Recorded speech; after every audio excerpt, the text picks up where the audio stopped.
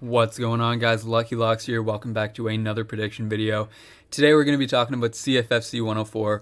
Also going to talk a little bit about that Titan FC 73 card as well. So to get the video started, we're going to start with Trotman versus Joseph Pyfer at 185 pounds, a middleweight bout here.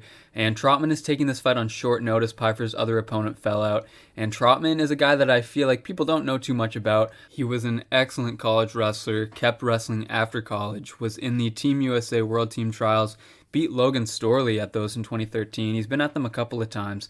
He was the 90 kilogram beach wrestling national champ in 2018 and 19. The guy has a lot of wrestling accomplishments, difficult to list them all, but he's now training MMA with UFC middleweight Derek Brunson at Brunson MMA. And yeah, just an exceptional wrestler making the transition to MMA. He's 31 right now, still in his physical prime, 3-0, 3 stoppage wins in 1 minute or less. And this will be his third fight of 2021. He's an incredible athlete, but I will shoot straight. He's fought absolutely no one in terms of MMA. But with his wrestling pedigree, the line just doesn't make sense. I was able to get a tiny piece of him at plus 450. I think he's back down to like plus 375 now, but I just don't really understand. I mean, a guy with this good wrestling background as that big of a dog seems a little bit crazy to me. I do agree that he should be an underdog here. He's taking it on short notice. He has way less MMA experience than his opponent, but I think plus 450, plus 375 is a little bit out there for this one. I think it's a closer fight than that. His opponent, Joseph Pyfer, is 7-2 as a pro, much more MMA experience than Trotman. Hasn't fought great competition, but obviously better than what Trotman has come up against so far. Pyfer has fought only 3 guys with a winning record and is 1-2 against them. So that doesn't really inspire me to think that he should be like minus 700, minus 600, whatever he may be in this fight. To be fair, he was actually doing fairly well against Dustin Stoltzfus on Contender Series until he got slammed and injured his arm. He managed a takedown of his own before that and was likely going to win the first round. But if you can get slammed by Stoltzfus, you can absolutely be slammed by Trotman. He has a win over BKFC champion Lorenzo Hunt, who was 3-4 in MMA at the time. Started his career off 5-0, got a little bit of step up in competition and went 1-2 in his next 3. Hasn't fought this year. Trotman has actually been more active in 2021. Pyfer is a big guy too, about 6'2", 75-inch reach, finishes a lot of guys, 4 knockouts, 2 submissions for an 86% finish rate. I would assume that he's the better striker in this matchup. Been competing in MMA since 2016, got some wrestling himself, but that will be nowhere near the level of Trotman. So I think Pyfer is the rightful favorite here. I think he will have a striking advantage, definitely has the experience advantage, but he just shouldn't be such a huge favorite here in my opinion. I feel obligated to take a piece of Trotman at those numbers, and I did at plus 450. So I guess, I would favor Pyfer to win, but actually, you know what? We'll just straight up pick Trotman here to get the win. I have money on him, so we might as well do it anyway. Huge underdog, and I think he has a better chance than the odds imply to actually get the win here. Next up, we have another middleweight matchup between Miles Lee and Earl Small. This should be a good one right here. Miles Lee is another young and exciting prospect from Renzo Gracie, Philly. These guys are a staple of CFFC now. They have a lot of guys coming in here and doing really well. Lee is riding a 7-fight win streak. He is a 5-0 amateur, 2-0 pro. His last 5 bouts have been on CFFC. He is the amateur middleweight champ there, or was, I should say, after turning pro.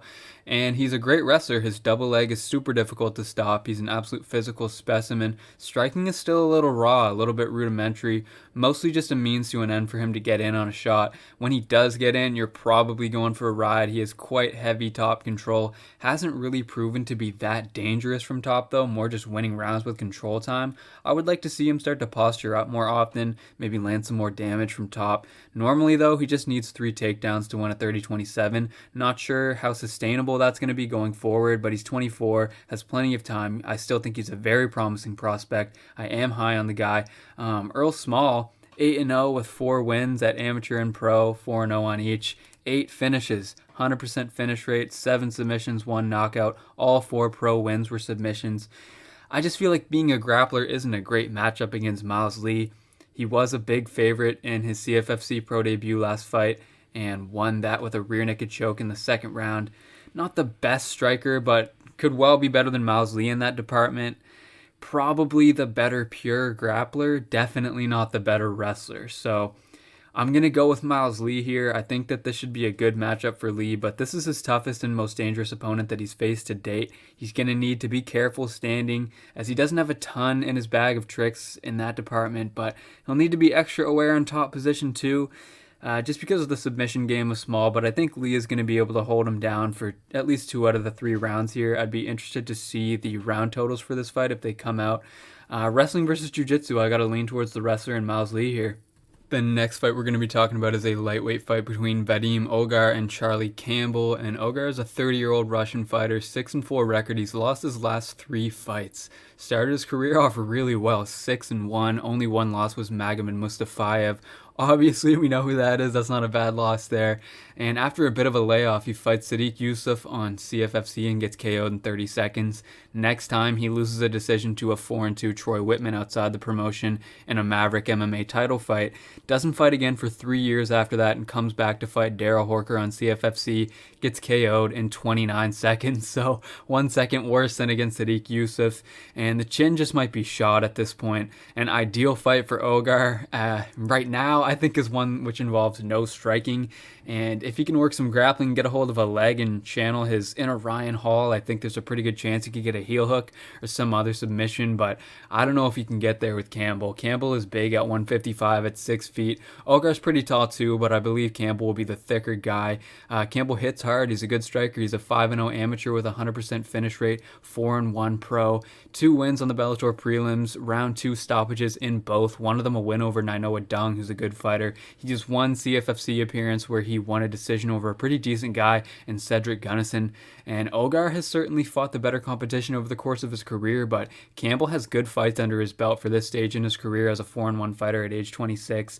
He's on this card with Weidman and Longo teammate Phumi Nkuta, and I think I got to go with Campbell here. Ogar is going to want this fight down. Campbell is going to want it up. Ogar does have some striking, but how am I supposed to trust this guy when he's been really inactive, hasn't won a fight in 6 years, and has basically gotten KO'd within the first punch in 2 of his last 3 losses in 2 of his last 3 fights?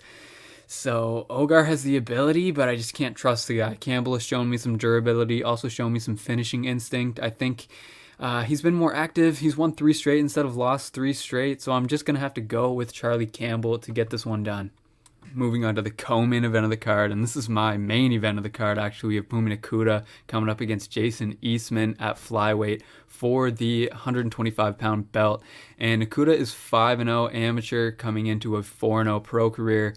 And he's a Longo and Weidman product. He's a really promising flyweight prospect. Really think he should have gotten the call for Dana White's Contender Series this year. One of my favorite flyweights on the regional scene. I would love to see him fight Santo Curatolo for the CFFC belt should he win this fight on Friday.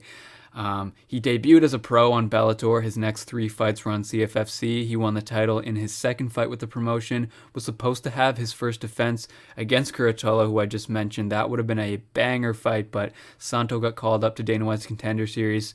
And Nkuta defended his belt with a very strong performance last time out. Got a 4th round finish. He's a stocky build at 5'4", really strong for the division. If he grabs a hold of you, it's really hard to get him off. He's solid standing. That relentless pressure and suffocating wrestling is really hard to deal with.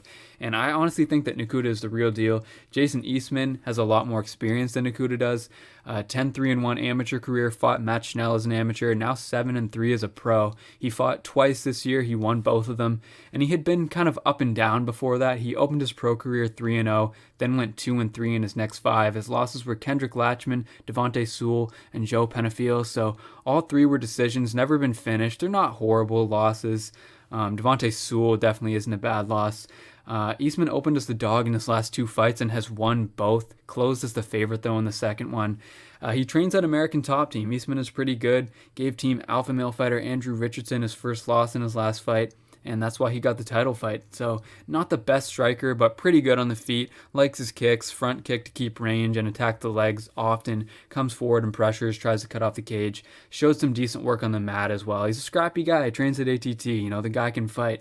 But I'm going to have to go with Phumi Nkuta here. I'm pretty high on him as a prospect. I think he's a fight or two away from the UFC. I could see him getting called up with a win here, maybe one more win after this, but if he keeps doing what he's doing, that phone call is going to come. I think that Nkuta is going to be too strong, too dominant, push a really difficult pace to keep, and potentially find a finish late or win a clean decision in this one. So I do have Phumi Nkuta parlayed with Miles Lee, actually. That's a parlay I have for this card. So yeah, I like Nkuta to get it done, defend the championship, and yeah, let's move on to now the main event of the card. We have Eddy Torres versus Blake Bilder for the vacant 145-pound championship. The title, of course, vacated by Pat Sabatini, and some may believe that Eddy Torres is the natural successor now that Sabatini, who is his teammate at Renzo Gracie Philly, has vacated the title. So Torres trains at a really good gym that has been having success at all levels of the sport. They've got something special going in Philly there. I talked about them earlier on the card with Miles Lee. Torres is a 35-year-old from New Jersey. Does not look 35 years old, looks a lot younger. He's in great shape. Turned pro about 2.5 years ago. Normally you don't see guys turn pro that late, but it has worked well for him. He's 4-0 and he's fighting for a title in his 5th pro fight. Had a sporadic 3-0 amateur career spanning 2016 to 19. Turned pro a few years after that. And a few months after his last amateur fight. So he has fought his entire pro career in CFFC, big fan favorite on the show. Originally was going to move to 155, felt like he wasn't going to get that title fight at 145 as he didn't want to fight his teammate. When Sabatini went to the UFC, he decided to pursue the featherweight belt and stay at 145. And the guy's huge. He looks massive in the cage. And he said that he was 191 pounds when he signed his contract to fight at CFFC 96 and had to make 145. That's pretty crazy. He fought a wrestler in Rojas last time out and was able to have a lot of success wrestling with him. Spent a little time on his back, but definitely won more of the wrestling over the 15 minutes. Doesn't really mind being on his back too much because he is confident in the submission game, has really good arm bars and triangles from that position. We saw him pull out an armbar in his first 2 fights, and he said that the work in the gym with Sean Brady really came in handy with his wrestling. I'd say his massive size comes in handy too. On the feet, he comes forward. He wants to be the aggressor. He wants to find a finish. He does damage to the body and legs with his kicks. Has some flashy ones of the jumping and spinning variety. Didn't see much of that last time out, however. He's a decent striker. Uses the jab mostly to find the range. Likes to launch that overhand right with bad intentions. I think a higher level striker would give him a tougher time standing. But the nice thing about Torres is that he is very dangerous on the ground, but when the fight is standing, he works to finish it there as well. I think that this will be Torres' toughest fight so far. He's fighting Blake Bilder, who's making a CFFC debut here, will be the younger fighter by 4 years, had a 7-0 amateur career, 3 fights in RFA, undefeated at 4-0-1, does have a draw on his record, good grappler, 4 submissions as an amateur, 2 submissions as a pro. Think that he could be the better striker in this matchup. Does have a background in boxing and Muay Thai as well. Pretty well-rounded guy. Hasn't been fighting on shows that are as strong as CFFC in my opinion, but I do think he has the experience advantage here. He's fought more experienced fighters at the pro and amateur levels, spent more time on the amateur scene. Last fight he beat Kane Luger, who's a good fighter. That's an impressive win. Probably not as... I'm talking about Bilder here, is probably not as massive as Torres, but Bilder is also a big dude at 145 pounds. 2 really big physical fighters here, but I'm going to go with Eddy Torres to win this one. I think it could be really close. I think it's closer than the line suggests. Not really interested in Torres at his price. I do lean his way, though. He's getting training in with really high-level guys at Renzo Philly. I think that he's the better grappler here. I think he'll have to be careful firing those power shots against Bilder on the feet, but I think Torres has what it takes to win here, so I'm going to be going with Eddy Torres to win this one. So next up we have a little bit of Titan FC action here. Now, I'm not going to talk about the full card, but I am going to talk about the 2 title fights at the top of the card. So Alberto Montes versus Ogar Lukowsky for the 135-pound belt, which is currently vacant. We were supposed to see Ryan Hughes fighting for this, big fan favorite in Titan FC from Miami, trains at the Goat Shed. He actually fell out of that fight, so we're not going to see him. I would assume we're definitely going to see him versus the winner of this fight, whoever that may be, and should be 2 good scraps either way you go about it. So Alberto Montes, his opponent fell out, so now he has found himself in a title fight against a short notice opponent. So things actually worked out pretty well for him overall. He's 5-0 as a pro, training at MMA Masters, had Danny Chavez in his corner last fight. 8 years younger than his opponent in this spot. Choked out Richie Santiago in round 1 in his last fight. That's a nice win. He is very quick, has good footwork, Muay Thai, Taekwondo, Brazilian Jiu-Jitsu backgrounds, good striker, looks very smooth out there, very fluid. Lukowsky, on the other hand, took this fight on pretty much the shortest notice possible. I mean, I think it was only about a day or two. He is an 8-4 amateur turned pro in 2020. He is 2-0, won on the LFA prelims in August, and he looks massive at 135. I don't know how easy the weight cut is going to be getting up there in years for a bantamweight at 35 years old. Was a great amateur boxer, Chicago Golden Glove champion. I believe he was the runner-up in St. Louis.